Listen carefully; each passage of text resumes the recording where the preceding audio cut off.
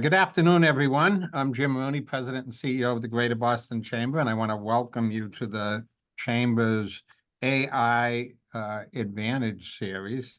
It's a program designed to explore how artificial intelligence is reshaping the way we work, the way we lead, the way we grow, the way we conduct business, basically affecting everything in our lives. Over the past year, we've held this AI series and brought together leaders and more than 600 attendees from across industries to examine how we can harness the power of transformative AI and to share best practices, share concerns, share ideas, share how different companies are putting AI to work for them effectively. And it's been a great series to date, and we're very pleased with it. However, today is a very popular program as we have more than 220 people registered for today's virtual event. So of all our events, this one tops it. So, and I think it has to do with the subject matter because we're all thinking about, how does this phenomenon and this revolution known as AI affect our workforce. Today's event, AI and the impact on people, processes, and culture, will focus on the important question of how AI is changing human resources departments in every industry. Whether you are an HR executive, a tech innovator, a business leader, today's conversation is intended to provide actionable insights into building a future-ready workforce while embracing innovation and humanity. Before I begin, I want to thank our program sponsor. Comcast Business was kind enough to step up from the beginning and sponsor this entire event series. We're very grateful to Comcast. Through their generous support, we're able to make this AI series free, open to the public, and invite all of you in today to join us. Today's program will include a presentation as well as a panel discussion with experts leading in the field of HR. Our presenter and moderator today is Andreana Vieira Silva, co-founder and president of ARCA HI. Andreana is an entrepreneur with more than 2 decades of executive experience in operations, innovation, and strategic growth. At ARCA HR, Andreana is transforming the HR landscape with inclusive, data-driven solutions that provide services in recruitment, employee management, organizational design, and more. Thank you, Andreana, for sharing your expertise with us today. Next, I'll introduce Marcela Aldez, co-founder and chief executive officer of ARCA HI and a chamber board member. Welcome, Marcela. Marcela leads ARCA HR with a focus on innovation, inclusion, and AI-enabled transformation, helping organizations scale through technology, their talent strategy, and organizational excellence. Under Marcela's leadership, ARCA has become one of the most forward-thinking HR firms, winning awards and recognitions, including winning our Chamber Small Business of the Year award. Next, we have Rosalind Acosta, Managing Director of Government and Public Sector at EY and the former Secretary of Labor and Workforce Development. Rosalind has a strong leadership record of recruiting and retaining a diverse and inclusive workforce in both the private and public sectors. Rosalind joined EY in 2023, and she continues to work with government officials and her EY colleagues on the best way to solve some of the most difficult obstacles facing our government, particularly in the areas of labor and workforce development. Thank you, Rosalind, for joining us today. And finally, we have Tom Davenport, Professor of Information Technology and Management at Babson College. In addition to his ongoing work as a professor, Tom is also a published and accomplished author. Tom has written 25 books and hundreds of academic articles. His most recent book is titled All In on AI. Thank you, Tom, for joining us today. Now I'm going to hand it over to Andreana Vieira Silva, co-founder and president of ARCA HI, for the presentation, and after that, we'll have a panel discussion. Andreana, take it away. Thank you. Thank you so much, Jim, for that warm introduction. Good afternoon, everyone. And thank you to also the Boston Chamber of Commerce for giving us the space to have these real conversations about the future of work. As proud members of the Chamber and recipient of the Small Business of the Year Award, as you heard, this moment means a lot to us. It's a full circle moment that reminds us why collaboration and community matter. I'm Andreina Vieira Silva. I'm the co-founder and president of Arca HR. And today we're diving into one of my favorite topics, how we can harness the power of AI while keeping humanity at the center. Let's be honest, AI is changing everything, but the real question is, how do we evolve with it without losing our soul as organizations? Because if the future of work is high tech, it must also be high touch. At Arca HR, we're thrilled to be co-hosting this panel and to share our journey of transformation, how embracing AI and innovation is reshaping workforce development and elevating human capital. We're also proud to be New England's only Latina-owned HR consulting firm, driven by a clear purpose to bridge innovation with inclusion. Our mantra, innovation with inclusion. We don't use AI to replace people, we use it to elevate them. As a firm deeply rooted in workforce development, we believe AI is not just a technology shift, it's a talent transformation opportunity. This is why the Chamber's work in economic mobility and workforce growth resonates so strongly with us. We're honored to represent the small business community that's not just adapting to the future, but helping to build it. Our journey with AI began with a simple question. What if HR could think smarter? We started by conducting an AI audit within our own organization, examining every process, every touch point, and every moment where people and technology intersected. What we discovered transformed our business. The outcome of that audit was two powerful innovations. First, we built an AI-driven, human-centric HR gap assessment that cut delivery time by 80%, enabling organizations to identify and close people and process gaps faster than ever. At Arca HR, we built our own learning management system, a platform designed from the ground up to evolve with people. We're now begun integrating with AI, allowing it to go beyond training. Our goal is for the system to learn from employee behaviors, adapt content in real time, and identify skill gaps before they grow. Once fully integrated with AI, it will become a living ecosystem for continuous learning, designed to ensure technology enhances human potential rather than replacing it. In other words, we didn't just bring AI into Arca HR, we reimagined HR through AI. When we talk about AI, we often think of it as a single leap forward. But in reality, AI transformation happens in stages. In stage one, we see the augmented workforce. This is where most organizations begin, using AI to make individuals more productive, without drastically changing the structure of how work happens. Then comes stage two, the adaptive organization. Here, AI moves beyond individuals and becomes part of the workflow itself. It starts reshaping how we make decisions, manage teams, and deliver outcomes. Finally, stage three, the autonomous enterprise. This is the future horizon where AI systems operate with limited human input, forcing us to rethink leadership, ethics, and accountability altogether. Understanding where your organization is on the spectrum is key to planning what comes next, because AI isn't just changing tools, it's redefining how we work, lead, and how we grow. So let's frame today's conversation around the three pillars of any successful transformation: people, processes, and culture. Technology alone doesn't create magic. It's how we integrate it into those three areas that determine whether AI becomes an asset or a headache.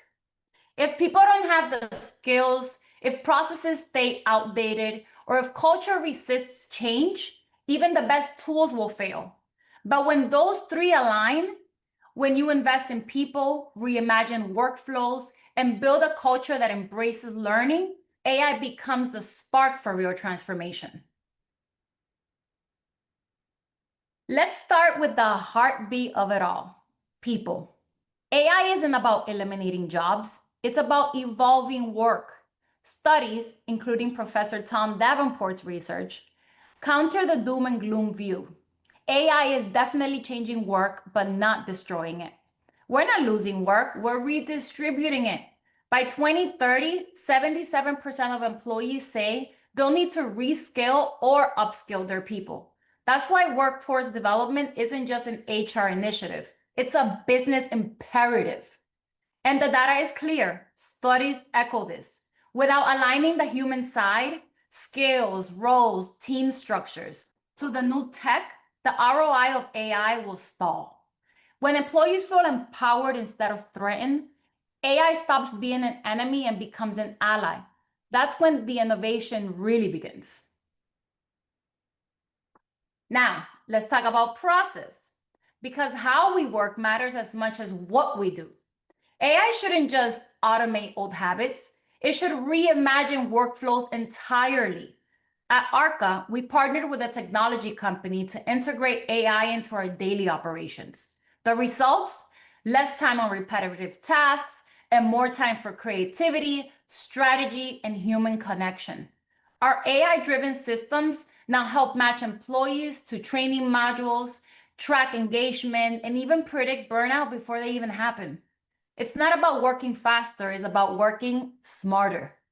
And as EY advises, start small, pilot often, scale intentionally. When humans and AI collaborate by design, not accidents, organizations unlock entire new levels of performance.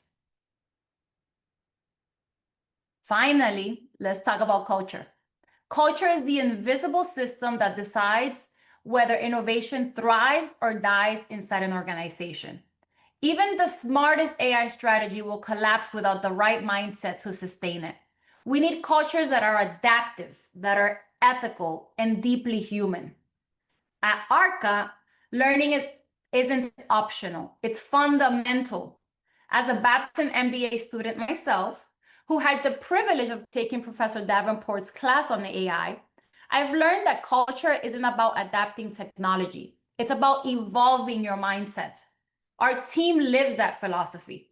My co-founder, Marcela Aldaz, is completing an executive program at Harvard Business School, focused on advancing our AI products. Because when your people see you learning, they're inspired to learn too. And that's how culture compounds, turning learning into leadership, and leadership into transformation. Working with clients across industries has reinforced something. I've learned both as a student and as a leader. AI success isn't about technology, it's about trust. Change management, communication, and inclusion are what make innovation sustainable. I've learned that leading with empathy is the real competitive advantage. When we reimagine roles instead of replacing them, and when we make learning part of our culture, that's when transformation sticks. In other words, every AI initiative is really a human initiative. Keep that in mind. AI has evolved from automation to augmentation. And now it's moving towards collaboration. The next phase is about integration. AI that connects data, people, and purpose in a way that strengthens organizational DNA. And now, to take this conversation even deeper, I'm excited to introduce our incredible panel. Join us as the three trailblazers in the world of people, policy, and technology. Together, they bring decades of insights into what's happening today and what's coming next. I'll be moderating our discussion as we dive into the most pressing questions about AI and the workforce. Everything from talent strategy and human-centric leadership to the real-world challenges organizations are facing right now. Thank you all for being here. Let's jump in and explore what it truly means to build a people-first future. With AI as a partner, not a threat. So let's get started.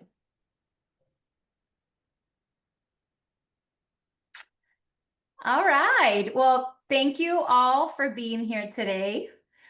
Before we get started, can you please share with this audience something they may not know about you? Like, for example, did you play a sport in college? I'll start with Rosalind.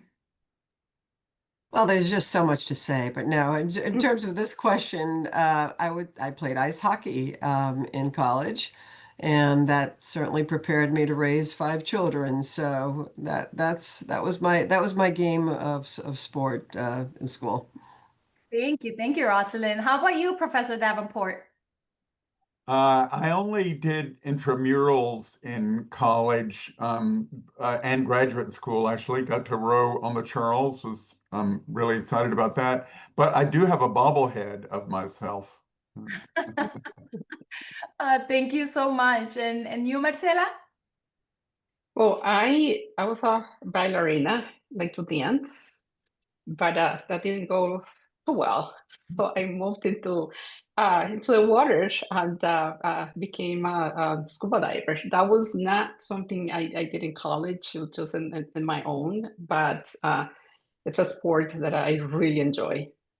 All right. Well, thank you. At almost 6 feet myself, I played basketball, but my nickname was Airball. Do not pass me the ball, please. All right. Well, let's go ahead and start this first question for all the panelists. We often hear about the need to reskill the workforce to work alongside AI. From your experience, what are the most effective approaches to upskilling or retaining employees at scale? Who bears the responsibility for this continuous learning? Employers, government, or the education system? Or perhaps all of the above? Let's begin this question with Rosalind.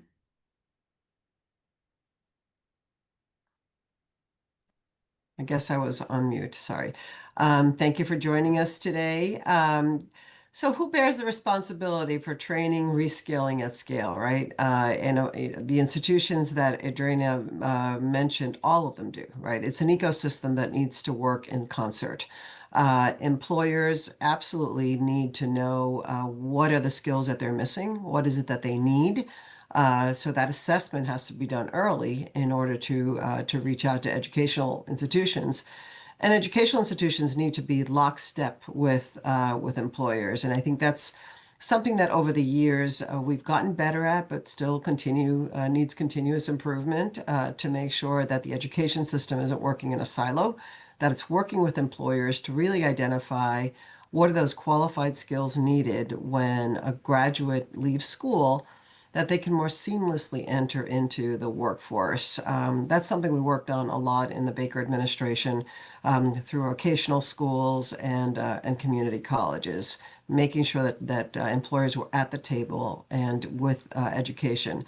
Look, and government plays a role, plays a pretty big role in terms of training funds, providing wraparound services. As we start talking about AI, and displacement of workers. I mean, you could take a half empty or a glass half empty or full, a half full approach.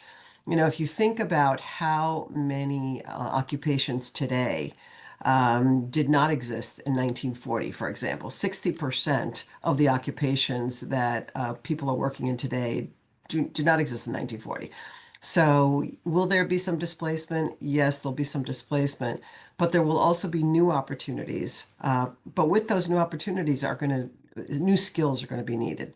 So government will have to intervene. Government is also a great convener. It can break those potential barriers, right, that exist in government for training programs to better collaborate with education and employers and really have that trifecta. And that's, I think, where the strength is when you have the three stools of that, 3 legs of that stool working together. That's when it's most strongest. And frankly, that's when you can start scaling through mentorships, internships, right? Apprenticeship programs are so important, especially when you're entering some kind of new occupation. So I'll leave it at that because I know we have other questions. And Tom, you have to go now.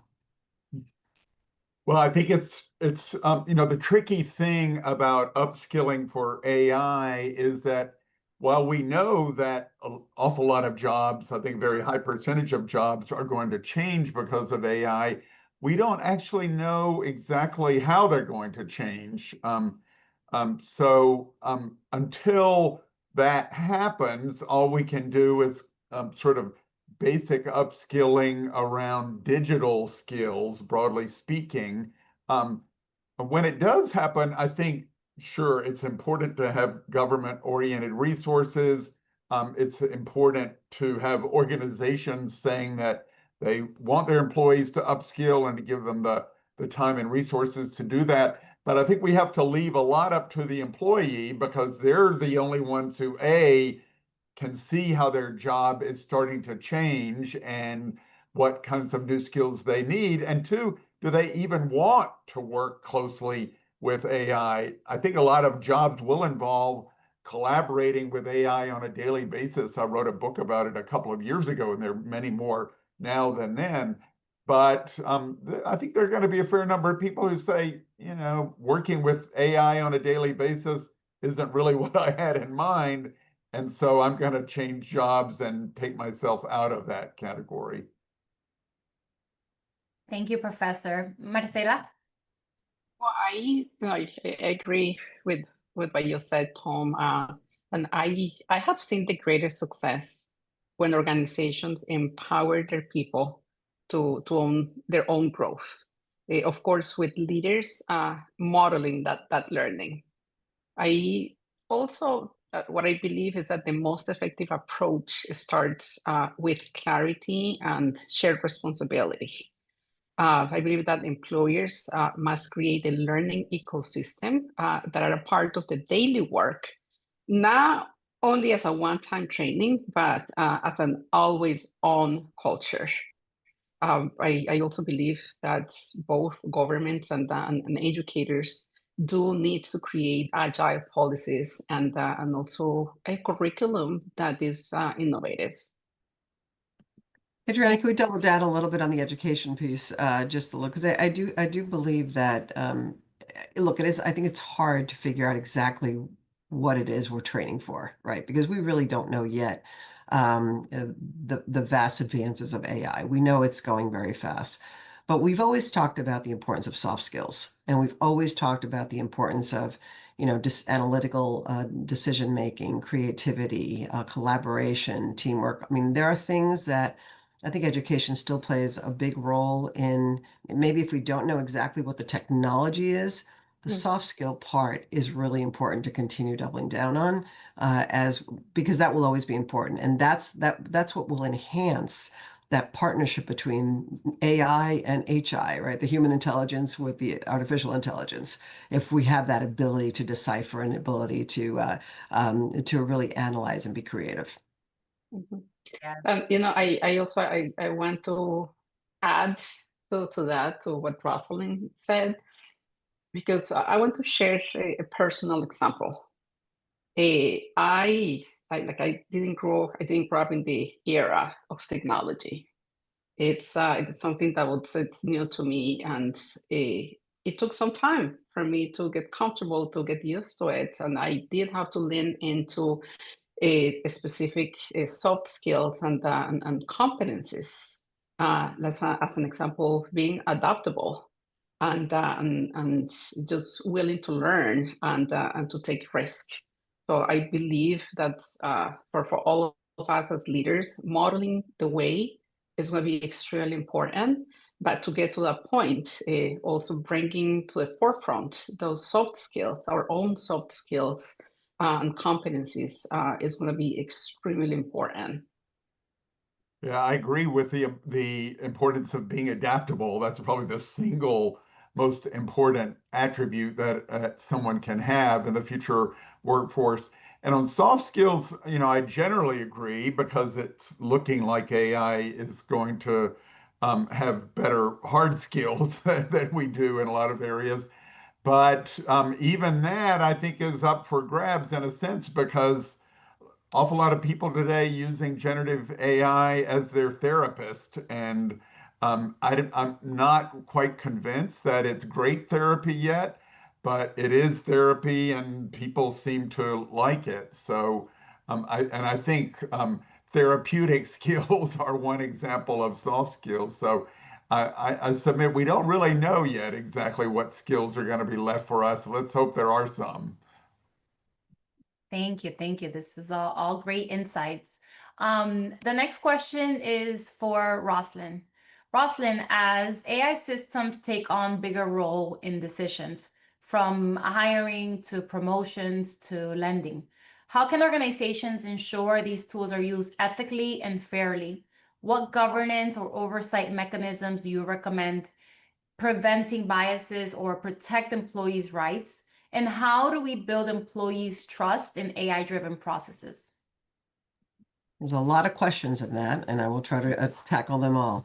Um, let me start by saying that the maturity level, right, of AI usage within a company really varies right now. We did a study, EY did a study, and we do this study every single year. We've been doing this since COVID, called Work Reimagined, our Work Reimagined survey.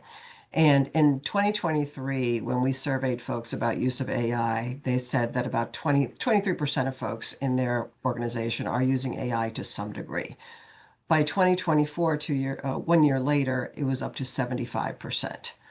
Now, that may seem impressive. However, when you really dig below the numbers, you realize that it's a pretty sporadic use. So before you even get into the ethics of AI, you really need to define your ambition as an organization. What is your ambition for AI?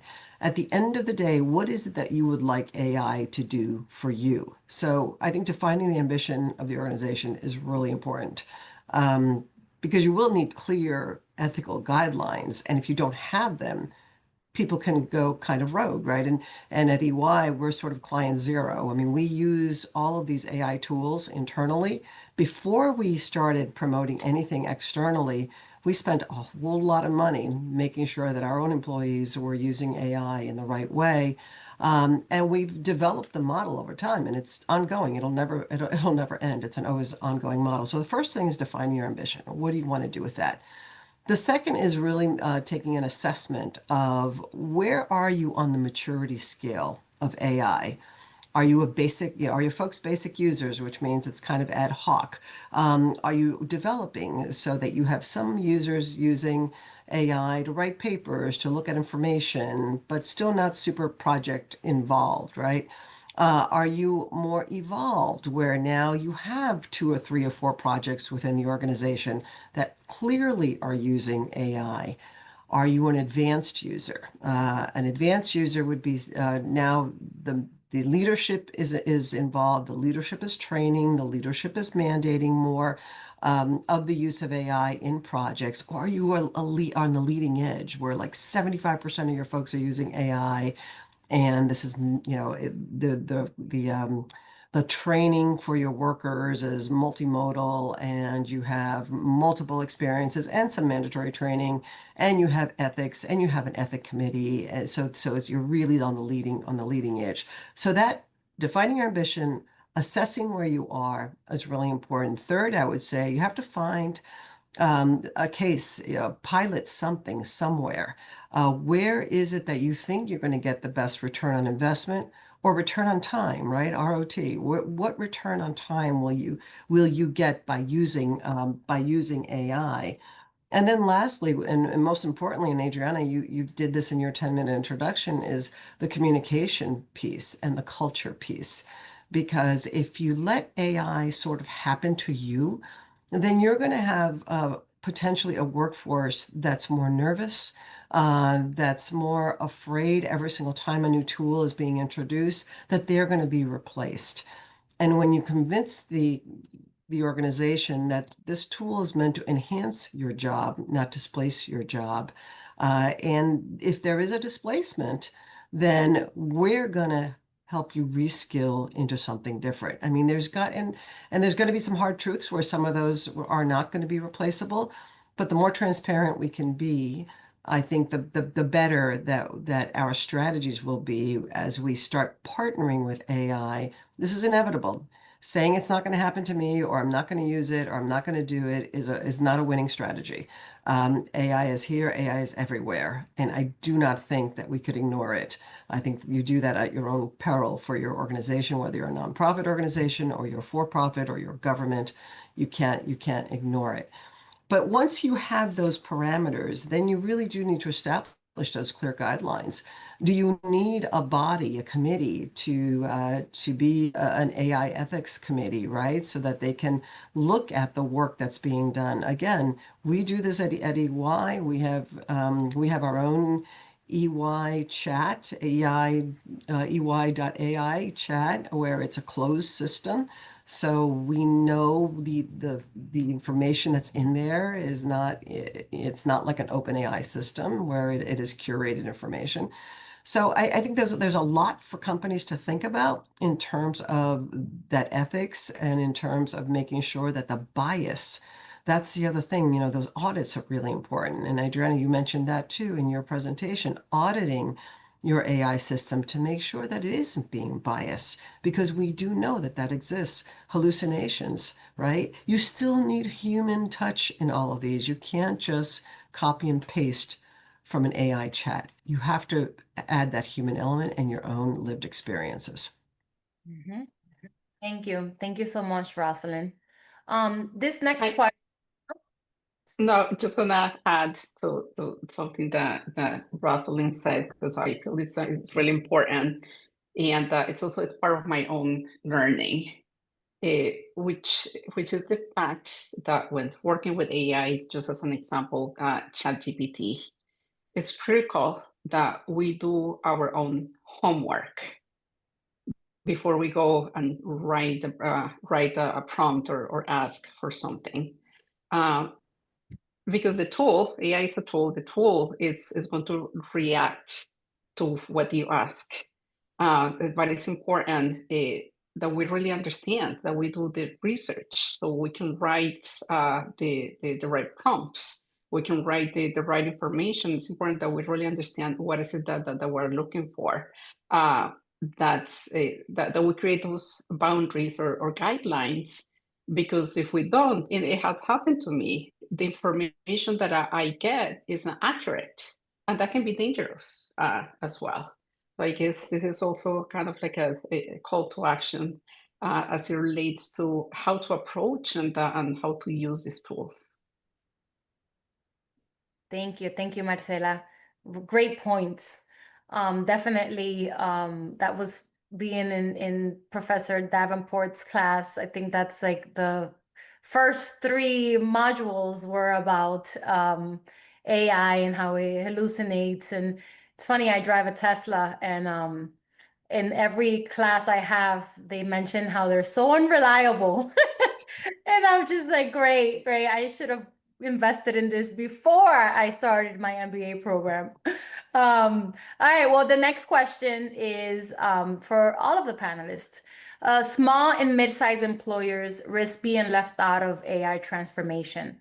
What scalable, low barrier tools or frameworks could help these organizations adopt AI without massive budgets or internal expertise? We did some research on this at Babson. We started something called the Global Entrepreneurship Monitor a number of years ago, and now it is a global survey of entrepreneurial activity. But we looked particularly in the US at, are entrepreneurs even interested in using AI in their businesses? And it was very interesting to see there's a big dividing line between the ambitious entrepreneurs who really want to grow their businesses and want to add, at least 20 people to their employees over the next several years, versus those who are, pretty much happy with the level of business that they have now. The ambitious entrepreneurs are also really ambitious with regard to AI. And I think, that just wanting to use AI effectively and going to the trouble of learning about it and implementing it in your organization, just wanting it is a very key factor. And the good news is that the vast majority of those ambitious entrepreneurs really want to use it. The bad news is that there are a fair number of not so ambitious entrepreneurs, and my guess is they will continue to stay small if they don't really use AI to enhance their businesses.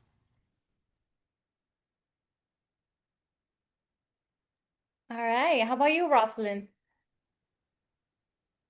I'm not sure I have too much to add to that. I think Tom covered it. Look, there are tools out there. I'm not a too techie person, so I'm not sure exactly what tools are out there. But I know that that there's Microsoft Azure, right? There's Google. There are ways to get into the AI world without necessarily paying a lot of money for it. There's also partnership with someone that is doing a sort of low code environment that you can partner with with a tech advisory firm to help you get started with your AI journey. But again, the tech piece is important, and obviously, if you don't want to spend a lot of money, you have to start somewhere. But it's really how you're going to implement that, and what are you going to tell your folks in terms of how you want them to use the AI, that I think is really what I think all of us are driving home here today, that it all starts with the human, and it all starts with how to implement that technology, which is really the hardest part. I think the hardest part is really convincing people that A, it's useful, B, it's not going to take your job away, and C, it's safe, right? The hardest part about, I think the riskiest part, right, of using this technology is data, and your precious data. And if you're putting your data in there, you want to make sure that it's in a protected environment. So I think that for me would be a big worry if I were a small business and I was venturing into this without a lot of knowledge. But as you suggest, Rosalind, most of them are not the size of E&Y or even Right. Babson, but you can negotiate an agreement with your cloud provider to not use your training data. And so I think that was a big fear for a lot of organizations early on. It probably still is, but it shouldn't be anymore. You can get around that problem. Yeah, and I will speak from my experience as an entrepreneur. In my opinion, AI adoption for small and mid-sized organizations begins with problem first thinking, meaning what problem are we trying to solve? Why we're using AI? And from my experience, we began this process or this adaptation by identifying what were the processes that were costing us time, too much of our time, dollars or people power. So we did some mapping. We did the audit and identify those different processes that, as I mentioned, were taking just too much time. And we began leveraging platforms that are most of cost effective, like as an example, Copilot or ChatGPT, to automate the tasks that were costing time and dollars. But in parallel, we also have to learn, because yes, it is about identifying the problems and then identifying the tools, but it's also about getting comfortable with effectively utilizing those tools. So it's in addition to thinking about the process and the workflows and the how, it's also about creating that culture of learning, and creating an environment with employees and team members feel not just only comfortable learning, but most importantly, supported. I think that's what has made a difference in our organization, is that we have created that culture where we all come together. We have our all staff meetings in which we have conversations where myself and Andreina, plenty of times we have said, we don't know what we don't know. And I'm very humble when I say I don't know what I don't know. And probably some of the team members that are the younger generation, they're more agile, and they have adapted to these tools quicker and faster.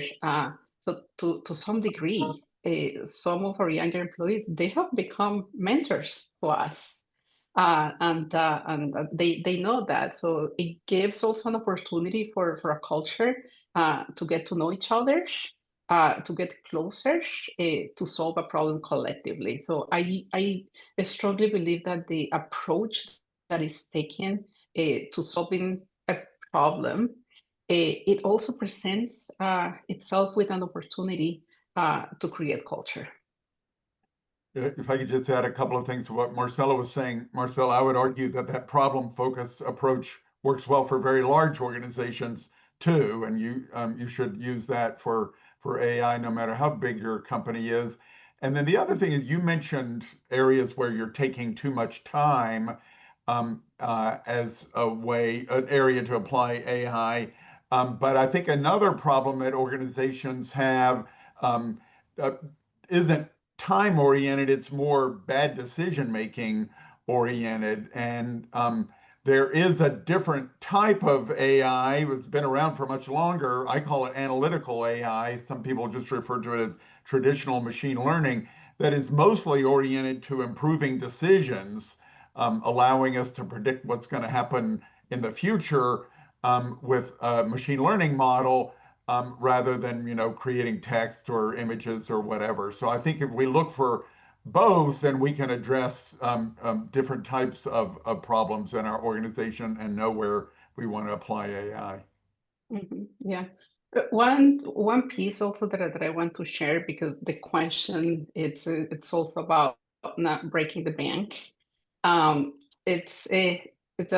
We have partnered with a number of organizations, like an accelerator, in our particular case, universities, that have helped us not just only develop or adapt the tools, but also they have helped us better identify or map out processes that could be automated, and that we have automated, and that has been extremely helpful. So far, I believe we have worked partnered with 4 different universities in the greater Boston area that have provided that support. Thank you. This next question is for Professor Davenport. We're seeing increasing demand for cross-sector strategies that align innovation in AI with evolving workforce needs. From your vantage point, how can industry, academia, and government support performance and more effectively design AI solutions that not only improve performance, but also accelerate equitable workforce transformation? Well, I'm glad to hear that ARCA has gotten help from 4 different universities. I hope Babson was one of them. But I would say at the moment, we're mostly working in those sectors sort of individually rather than in collaboration. A lot of businesses, I think, are taking the lead on what they do with AI and how they're going to deal with their workers and so on. Some of them are asking for help from universities. Most of them, sadly, are not. From a government standpoint, as Rosalind said earlier, I think providing resources for upskilling and so on is a great thing that government can do. The problem in the United States is we don't have much in the way of regulation. And where we do have regulation, it's either at the state or even the city level. California just passed some regulation relative to generative AI. That's good, but I think we really don't want 50 different states passing 50 different forms of regulation. New York City is one example of a city passing a law on, in particular, AI in HR and how you can treat potential employees in terms of how you use AI to screen them and to evaluate them and so on. Unfortunately, other cities have not done anything similar, and 2, apparently New York City doesn't have the resources to actually enforce those laws. So we're in a tough time now, and I think in many cases it's going to be left up to companies and the individuals within them, or nonprofit organizations as well, to try to figure out their way forward with AI. Yeah, Tom, I couldn't agree more. I think it's a little bit of the Wild West out there, and I work with states all over the country, and there are, just like in organizations, in private companies, people are all over the place in terms of usage of AI. Government's the same thing. You have the extreme that's saying not allowed to use AI at all, and the workers are shut out of even being able to use any kind of AI source, to states that are doubling down and want to do a lot more with AI. And I think California is one of the leaders on that.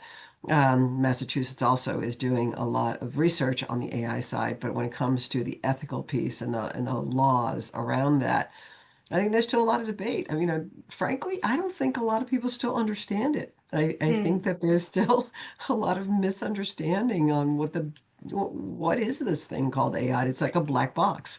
And I don't think that people have really gotten their heads around it enough to legislate, certainly. And I don't think that policymakers normally want to, forge into something that they're not real comfortable with. So I think it's all over the place, and time will tell. But I agree with you, Tom, that, having over 50, different policies all over the country is going to be confusing, especially for companies that do, cross-state business, right? Great, great. I agree. Marcela, in the first horizon of AI disruption, AI tools like ChatGPT are boosting the personal productivity of individual workers, allowing them to become 2 to 10 times more efficient in tasks such as customer service, content creation, and support. However, this increased individual productivity has not yet led to significant changes in organizational design or structure. What are your thoughts on that? That's that was a long question, but a great question. And by the way, one of my favorite topics of all, it's the organizational design. So thank you for that. So what I have observed is that AI, it's moving really fast. And I know this is not news to anyone. But some organizations, a lot of organizations are still structured for yesterday. And the reason is because things are moving extremely fast. So I believe that we currently have a really good opportunity, big opportunity to, number one, redesign roles, redesign also workflows, and even identify or structure how teams work around a hybrid performance. I also believe that leaders who rethink org design now with AI as teammates in mind, they will leapfrog those who just digitize old habits. And I want to peel the onion here, and let's talk a little bit more about org design and the approach that we take to org design. That's usually myself use a methodology that is called the 4-star approach to org design, which is number one. It starts with the strategy. That's the element number one, which is identifying and building or embedding within your strategy how AI is going to play a critical role, how AI is going to help enhance not just only your work, but also help with solutions first internally. And by the way, that's how we also started that work at ARCA, which was doing this assessment that I mentioned before, and identifying processes, workflows, and you name it. So to be able to identify where and how we're going to be implementing the AI and AI tools. but it's not just also about the how, but also the what. And that's where strategy plays an important role. So that was the element number one. Element number two, it's a processes. Like processes, meaning redesigning and reimagining different workflows and different processes, taking into account that now we have this new element inside the organization, and identifying how this new element is going to move around the organization, and how it's going to help perhaps shorten the time that it is being utilized to perform certain tasks. Then the third element is related to decision making.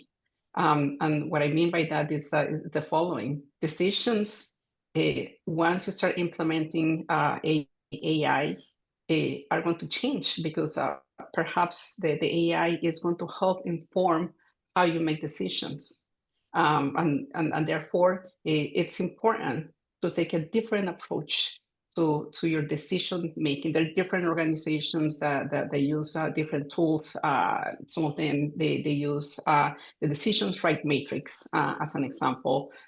Some other organizations they use a crazy chart also as an example. So all of those tools they need to be adapted to be able to implement and to incorporate AI. And then lastly, it's people. And when we talk about people, it's how we are going to reward our employees differently, how we need to make changes in the culture, what are going to be the incentives that we are going to be giving to the teams, and even actually also to external vendors. As they more and more adapt AI. So just in general, what we're looking at once we think about these four different elements that I described, it's how is your organization going to be designed? How is that going to be different? It's maybe going to be more of a flat organization as opposed to an organization that is hierarchical. So. Thank you. Thank you, Marcela. Andreina, I think one of the other problems I would say with org design so far is, we may be able to look at individual jobs and say, oh, sure, they can turn out, twice as much code in the same amount of time.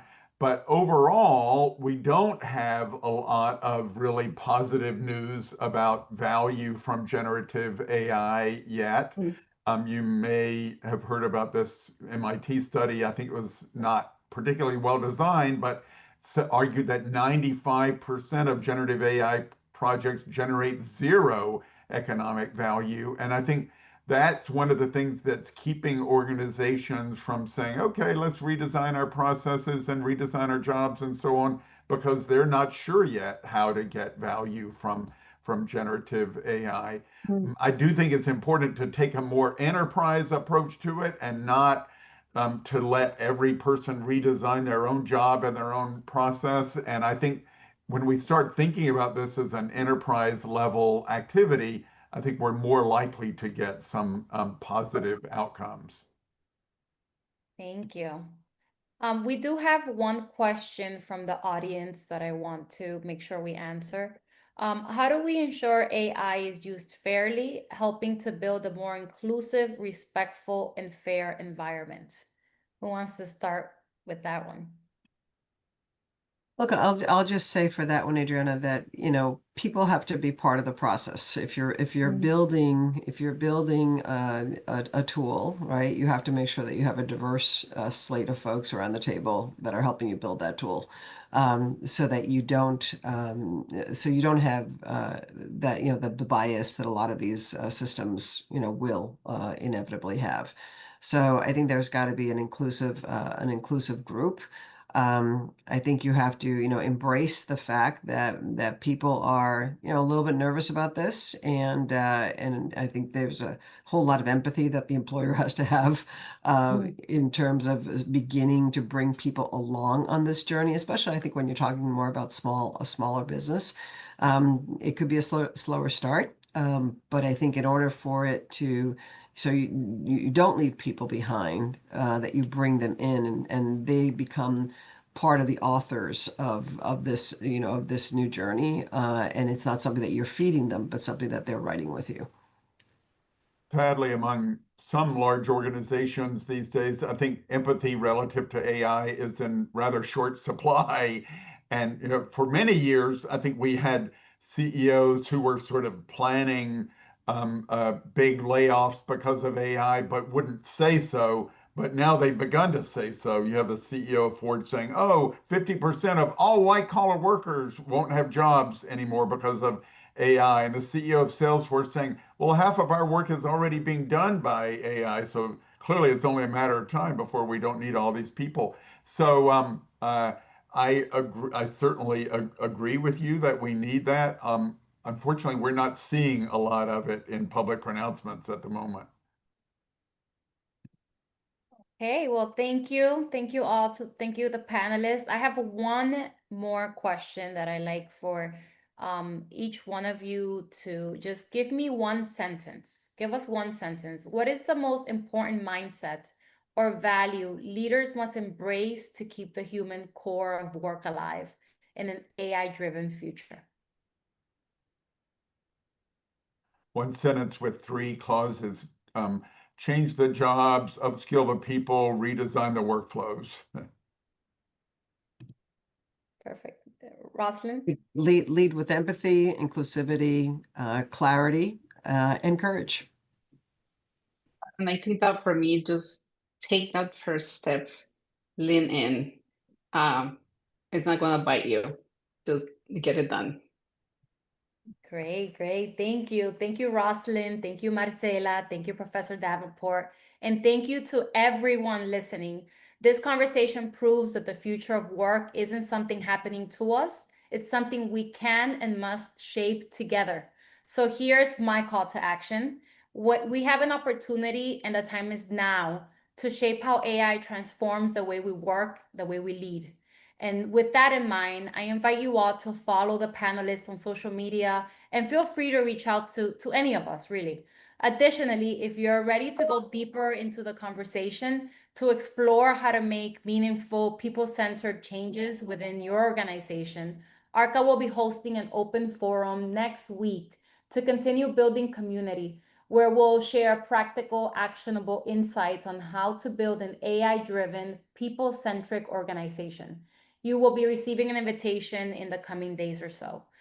So thank you once again, and back to you, Jim. Well, thank you, Adriana. It was a terrific conversation. Really enjoyed it and could have gone on for much longer. The questions were great. The answers were insightful. I think some of the things, I have pages of notes, but the whole emphasis on people first, involving people in the process, identifying what problem you're trying to solve, focusing on culture and trust. All of those and other points that were made are just so important. And I think one of the big messages I took away was not like, here's how you should use AI, but here's how you should think about AI. And I think that that was an important message. I also enjoyed the conversation about partnership between government, between higher education and the business community. And I think as we all, navigate this journey of AI, that is important. So we need to continue along that road. My gratitude to Adriana, Marcela, Rosalind, and Tom. Thank you for sharing your insights. My gratitude to Comcast once again for their sponsorship of this year-long series and today's event. For those of you who may want to take another look at it or let people know how good this was, it was recorded and will be up on our YouTube and website. And you can register and check our events calendar at bostonchamber.com to see what we have coming up. And once again, thank you all for joining us today and have a great rest of the day.